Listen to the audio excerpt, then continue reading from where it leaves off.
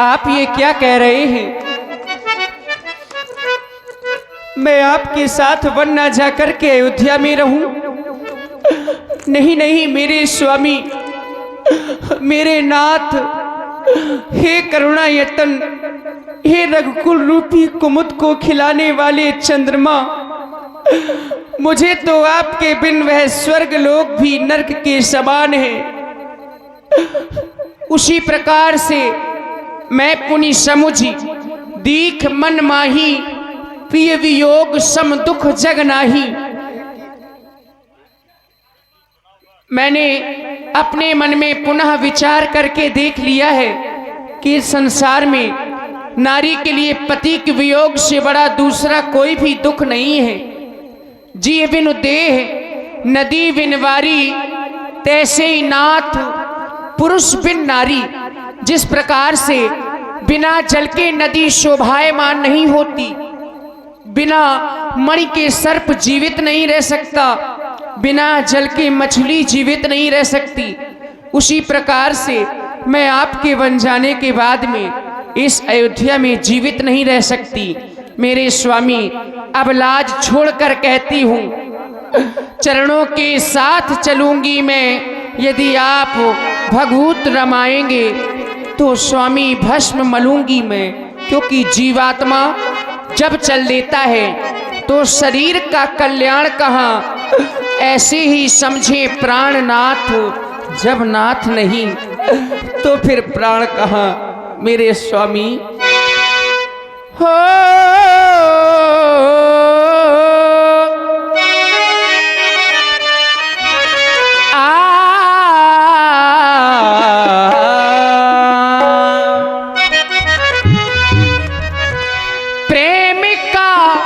ये बंधन नहीं तोड़ना। ये जो हमारा और आपका प्रेम का बंधन है, आप इसे ना तोड़े मेरे स्वामी। प्रेम का ये बंधन नहीं तोड़ना, एक हूँ अनेक में, एक हूँ अनेक में नहीं जोड़ना।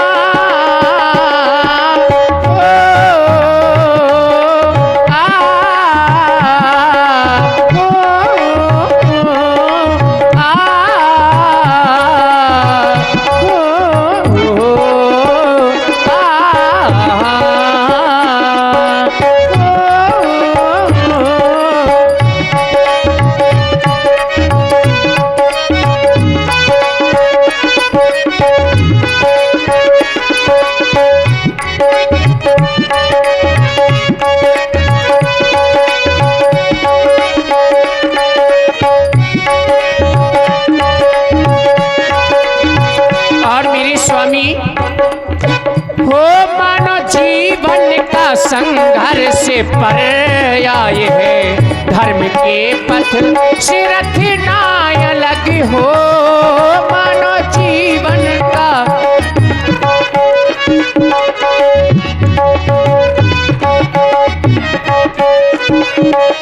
मानो जीवन का संघर्ष पर आए हैं, धर्म के पथ से रथ ना अलग हो।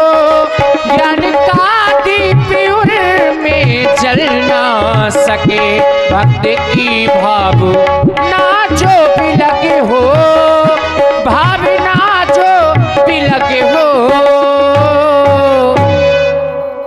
सन्मुख है जीव मुख, सन्मुख है जीव मुख नहीं मोड़ना।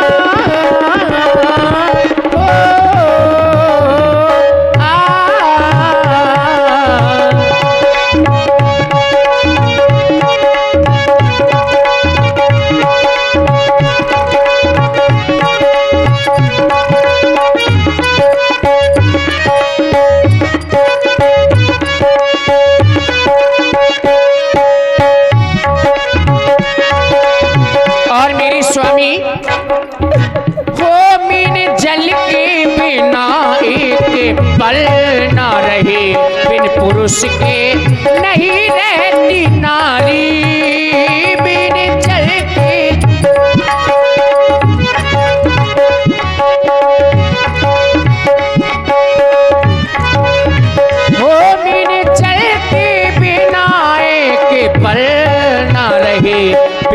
पुरुष के नहीं रहती नारी। और आपने किया क्या है, सूखे वन को हराए क्षण में किया तुमने तारी। अहिल्यासी नारी हो, अहिल्यासी नारी। चाहे मुझे अपना तन, चाहे मुझे अपना तन पड़े छोड़ना,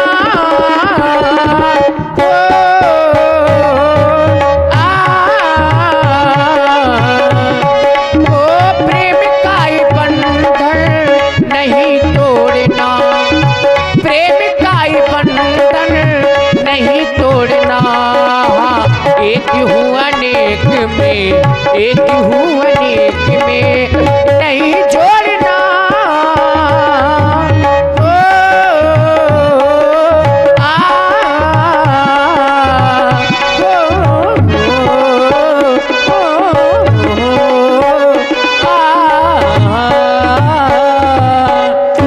अगर आप मुझे अपने साथ नहीं ले गए तो मैं अपने प्राणों का परित्याग कर दूंगी।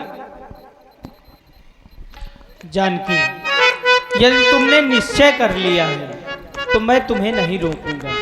जाओ, वन चलने की तैयारी करो। देखिए, यही एक पत्नी का धर्म होता है। पति के ऊपर कभी भी संकट आए तो माता सीता जी के चरित्र से यही शिक्षा मिलती है। एक छोटे भाई का बड़े भाई के प्रति क्या धर्म होना चाहिए। लक्ष्मण भैया ने भी सुना कि जिनका तिलक होना था, राजा बनना था, वही बड़े भैया श्री राम बन जा रहे हैं। समाचार जब लक्ष्मण पाए, व्याकुल बिलखे बदन उठ धाए।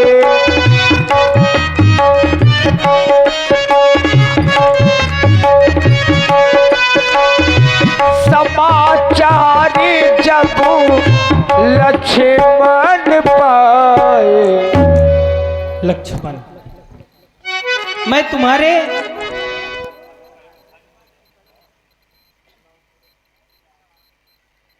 अभी तुम कुछ क्षण पूर्व आए थे, तुम्हारा मुख कमल की भांति खिला था, लेकिन अब मैं देख रहा हूं मानो ऐसा प्रतीत हो रहा है जैसे अपार दुख है।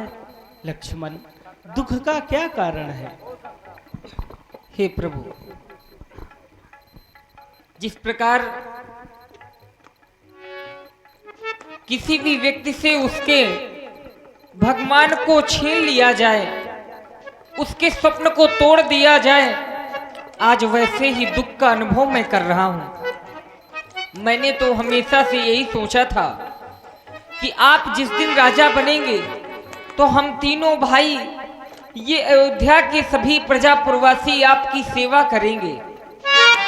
लेकिन आप राजा न बनकर के वन के लिए प्रस्थान कर रहे हैं। कृपालु, आप विचार करें, मैं आपके बिना इस अयोध्या में कैसे रहूंगा, क्योंकि मेरा जीवन आपके बिना संभव नहीं है। दीनानाथ, आपके चरणों में मेरा निवेदन है कि आप मुझे अपने साथ वन ले चलें। अवश्य लक्ष्मण, यदि तुमने भी निश्चय कर लिया है, तुम मुझसे आदेश मांग रहे हो, तो मैं यही कहूंगा, जाओ माता से आज्ञा मांगकर शीघ्र ही मेरे पास आओ। देखिए, भगवान श्री राम माता जानकी और लक्ष्मण जी बन जाने से पहले अंतिम बार पिताजी के दर्शन करने के लिए अपने पिताजी के पास में पहुंचे। विधि ना तेरे लेख किसी के समझ न आते हैं, जन जन के प्रिय राम लखन सिया बन को जाते हैं। विधि ना तेरे लेख किसी के, मुनि पट भूषण भाजन आनी, आगे धरी बोली मृदुबानी।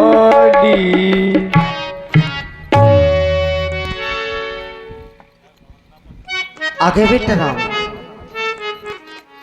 तो तुम एक काम करो, यही अपने राष्ट्रीय वस्त्र यहीं पर त्याग दो, क्योंकि इनका वन में कोई काम नहीं है। ये बलगल वस्त्र पहनो और साधु का भेष रखे जाएं।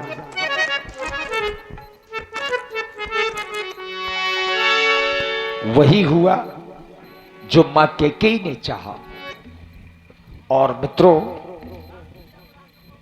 जिस समय भगवान श्री राम जी अपने महलों से बाहर निकले तो सबसे पहले कुल गुरु महाराज वशिष्ठ जी के आश्रम की ओर गए।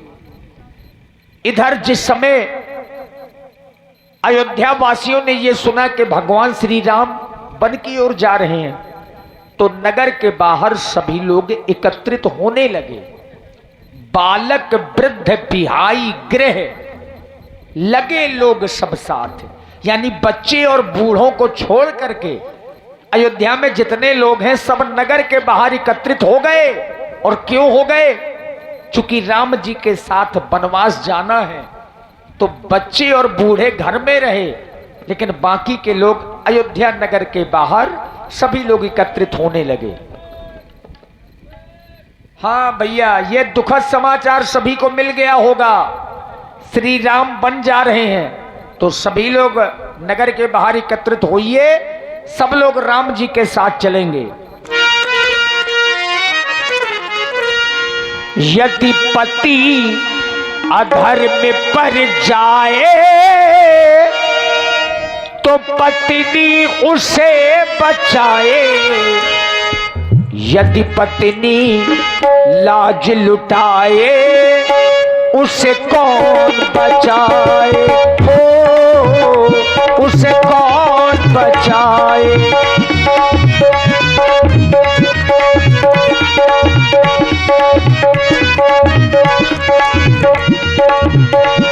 और देखिए मित्रों, अभी आप लोग कैसेट डांस का आनंद लेंगे, क्योंकि दिन में भी कार्यक्रम होना है और इसके बाद पुनः रात्रि में कार्यक्रम होना है। दिन में सुंदर केवट संवाद, हाँ, यद्यपि ये भाव का प्रसंग है, श्री राम जी और महाराज केवट जी का सुंदर संवाद, जिसमें विशेषज्ञ कलाकारों के द्वारा दिन की लीला होने जा रही है।